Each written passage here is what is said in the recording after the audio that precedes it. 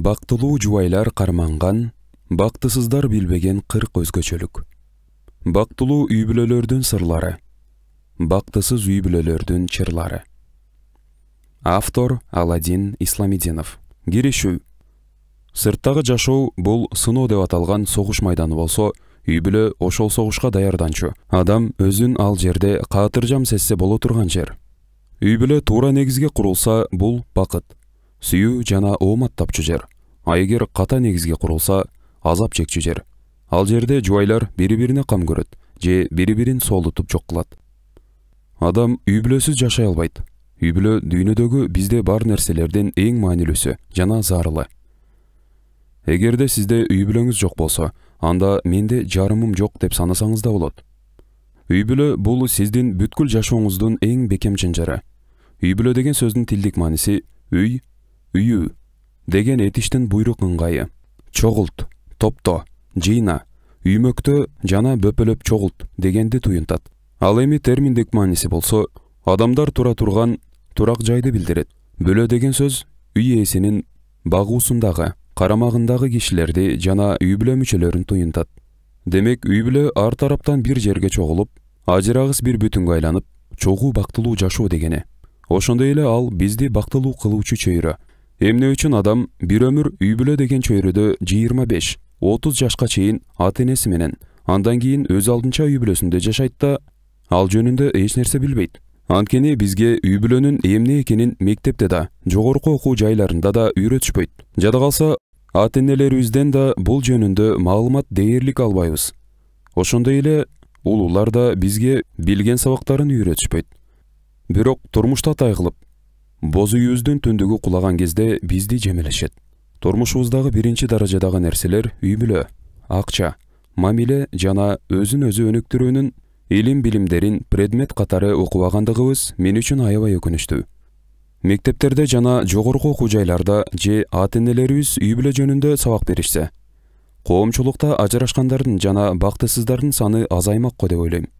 Элестетсеңиз, окуу жайларда үй бүлө деген сабак пайда болсо, кандай сонун болмок? Кыргызстанда 2023 жылы ажырашкан жубайлардын саны рекорд койду.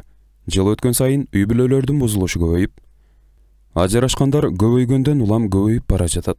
Бул китеп көптөгөн бактылуу жана бактысыз үй бүлөлөрдүн сырларын изилдөөнүн негизинде жазылган.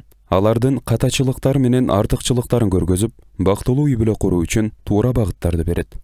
Ушул китепти окуп чыккандан кийин турмуш кура элек инсан туура тандоо жасаса, турмуш куруп жашап жаткандар үй бүлөлөрүн сактап калышса, китеп өз мүдөөсүнө жеткен болот.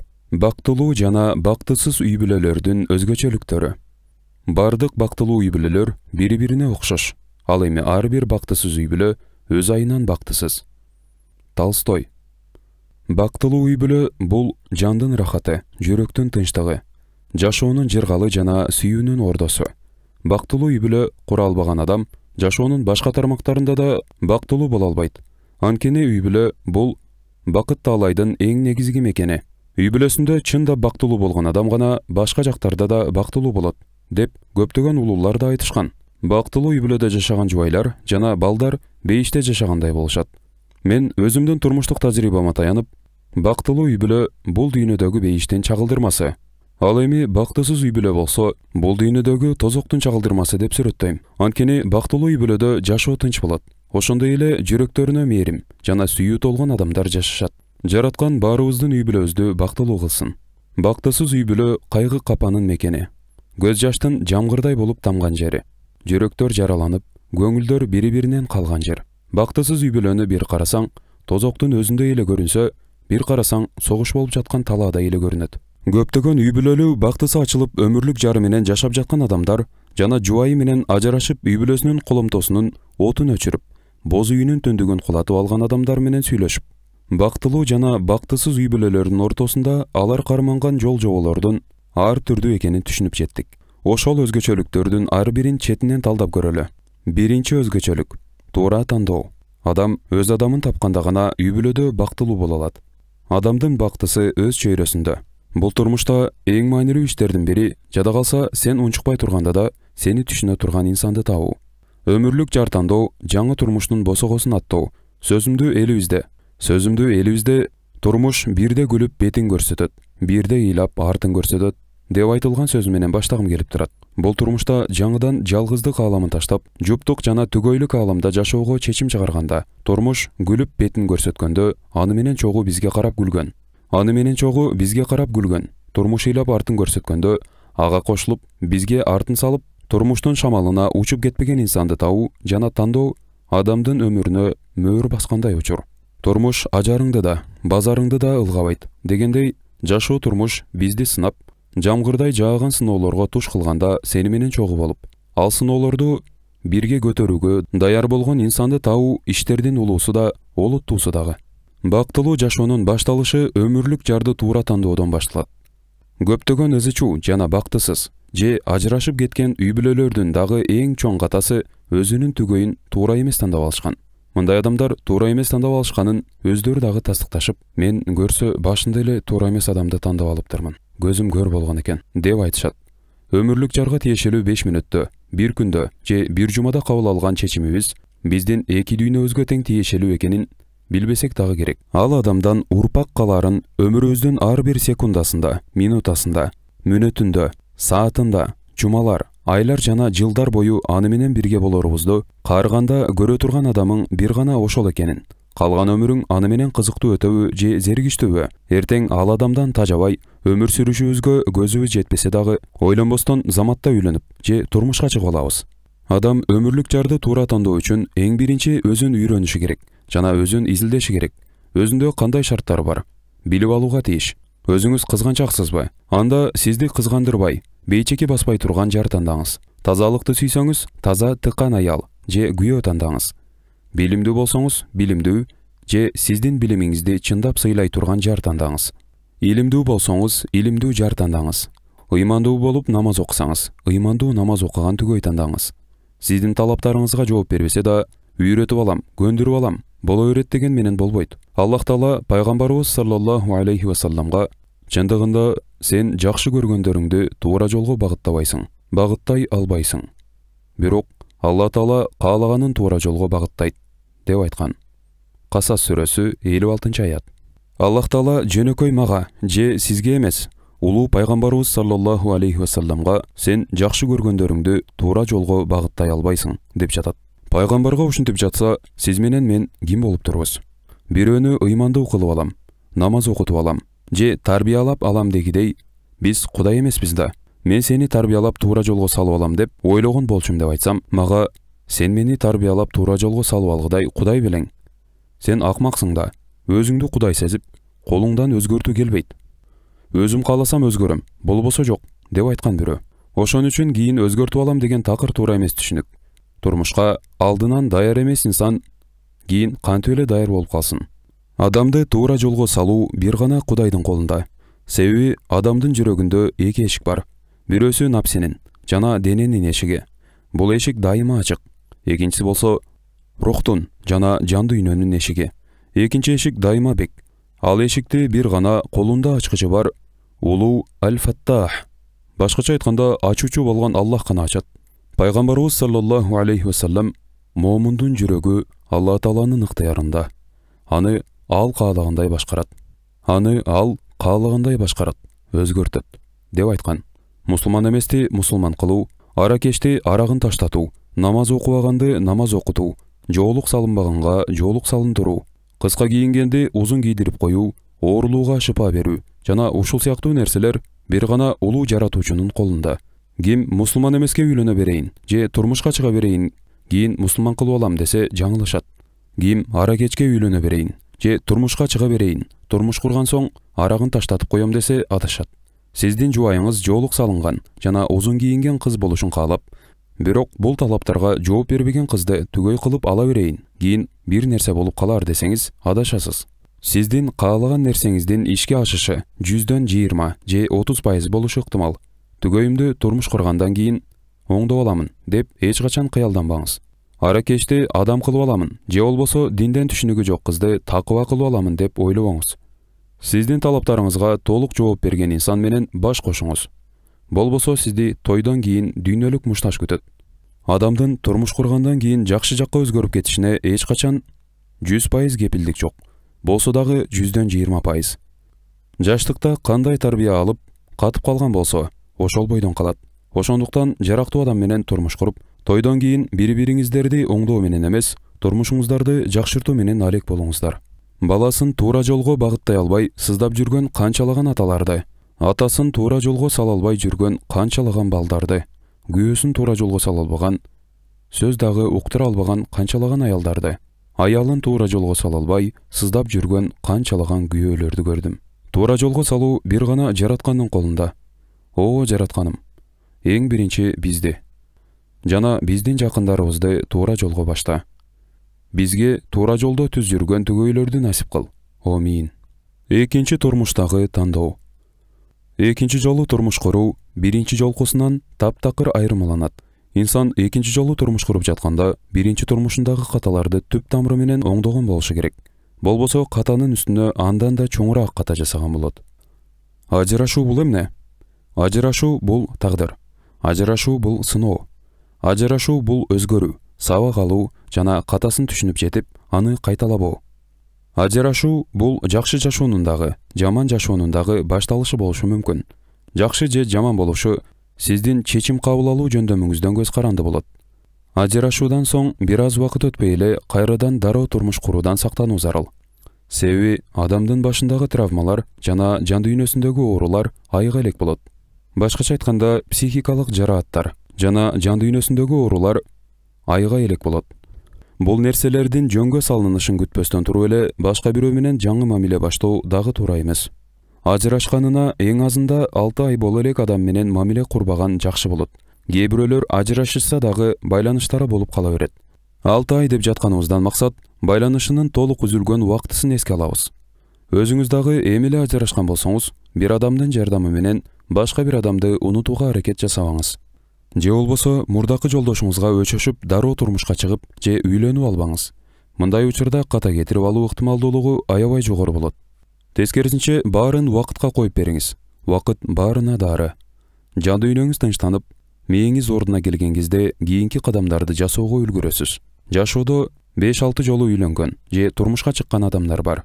Алардын катасы мурдакы турмушунан сабак албай туруп, дароо эле биринин артынан экинчиси менен турмуш курууларында шашып жатып же эмоциянын негизинде бир өмүрлүк ката чечим кабыл алып алышыңыз мүмкүн. Сак болуңуз.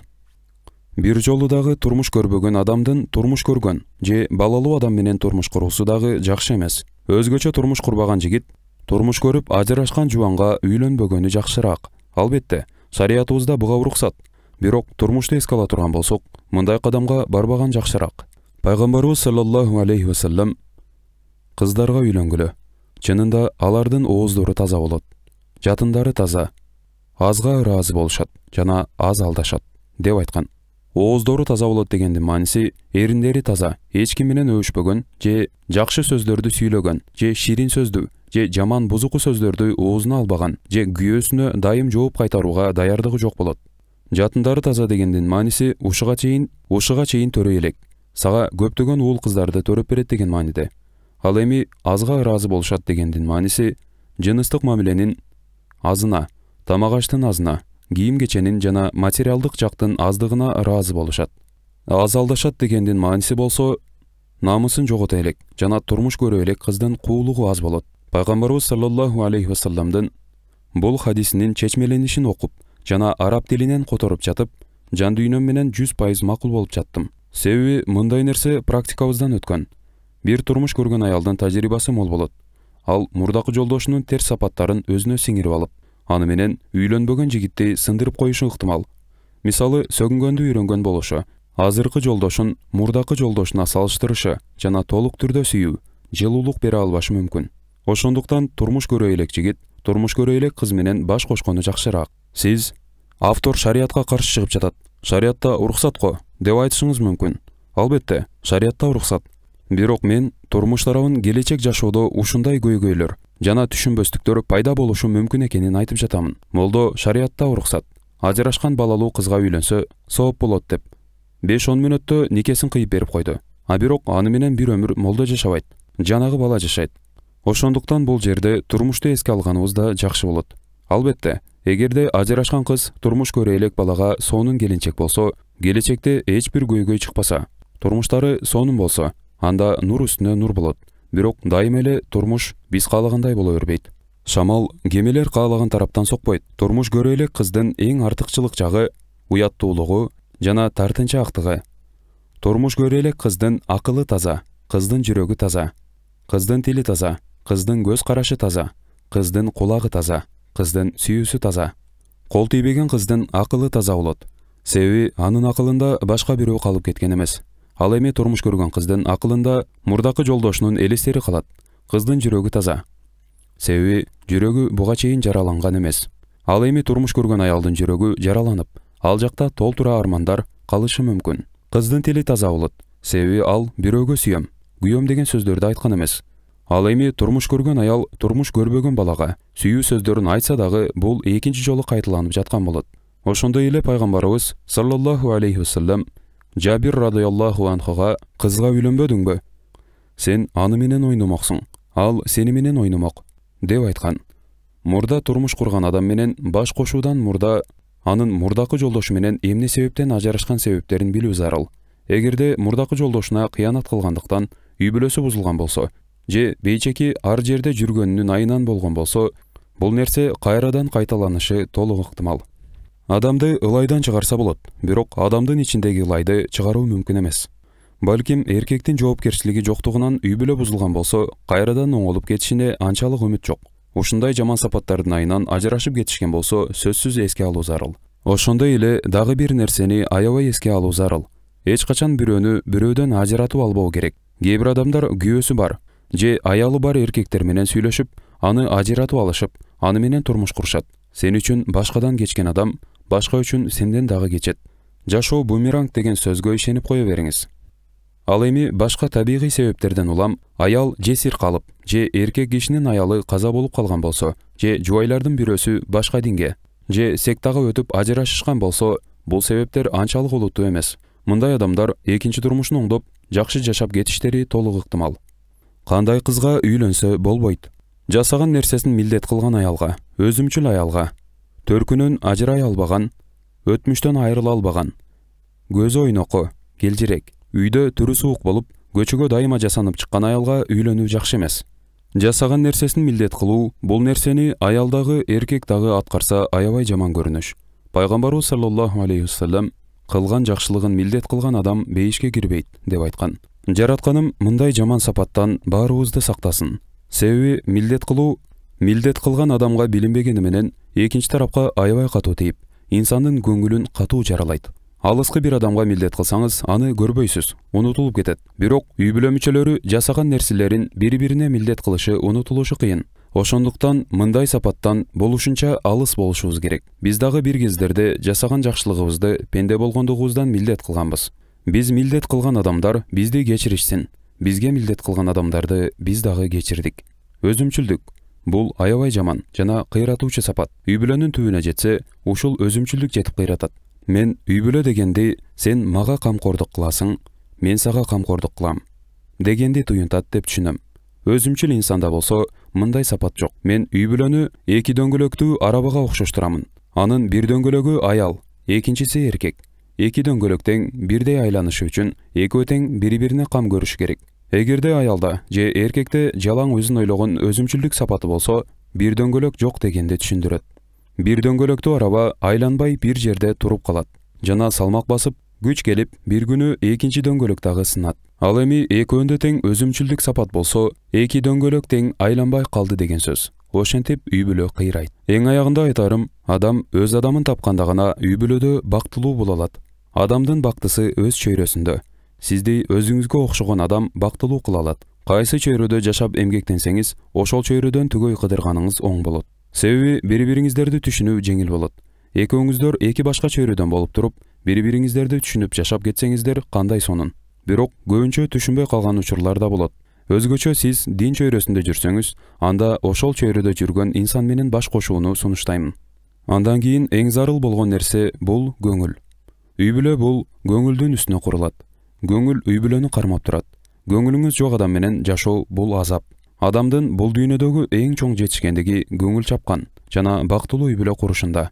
Эсебиңиздеги миллиондогон акчалар, айланаңызды курчаган досторуңуз жана кабаттап салган үйлөрүңүз жана дүйнөгө атактуу болгонуңуз дагы бактылуу үй бүлөнүн ордун баса албайт. Эртең менен туруп, дем алып жатканыңызды сезе баштаганыңызда, жаныңызда көңүлүңүзгө жаккан сүйүктүү инсаныңызды көрүп, анын үнүн угуу менен күндүн башталышы бул чоң бакыт. Себеби дүйнөдө эртең менен туруп, көңүлү чаппаган инсандын дабышын угуп, маанайы чөгүп, уйкусун уланткысы келген, жада калса уйкудан такыр ойгонгусу келбеген адамдар толтура. Бул нерсени азыр түшүнбөсөңүз дагы, жашыңыз өткөндө сөзсүз түшүнүп жетесиз. Азыр турмуш кура берейин, кийин көңүл пайда болот да, деп тоокел кылбаңыз. Биринчи күндөн баштап тартпаган көңүл өмүр бою тартпайт. Баарын садага чапсаңыз да, көңүлдү садага чаппаңыз. Жашооңуздагы эң чоң катаңыз ушул болот. Андан кийин жигит киши маани бере турган нерсе бул аялдын сексуалдуулугу. Башкача айтканда, өзүнө тартып туруучулугу. Сиз жигит болсоңуз, сиз тандаган кыз сизди сексуалдуулук жактан дагы тартып туруусу абзел. Ошондо келечекте сиз өз жарыңызга кыянат жасабайсыз деп ишенем. Кээ бир муздак жан аялдар бар. Алар төшөктө эч кандай кыймыл жасашпайт. Мындай аялга туш болсоңуз, жыныстык мамиле жактан сизде көйгөйлөр пайда болот. Үй бүлөлүк жашоону аял менен күйөөнүн ортосундагы жылуулук жана жыныстык мамиле кармап турат. Никедагы мына ушул жыныстык мамиленин зынаадан айырмаланып, адал болушу үчүн кыйылат. Нике кыйылмайынча үй бүлө болуп саналбайт. Демек, жыныстык мамиленин үй бүлөдөгү ролу абдан чоң. Ошондуктан түгөйлөрдүн экөө тең сексуалдуулук жактан бири-бирин жактыруусу зарыл.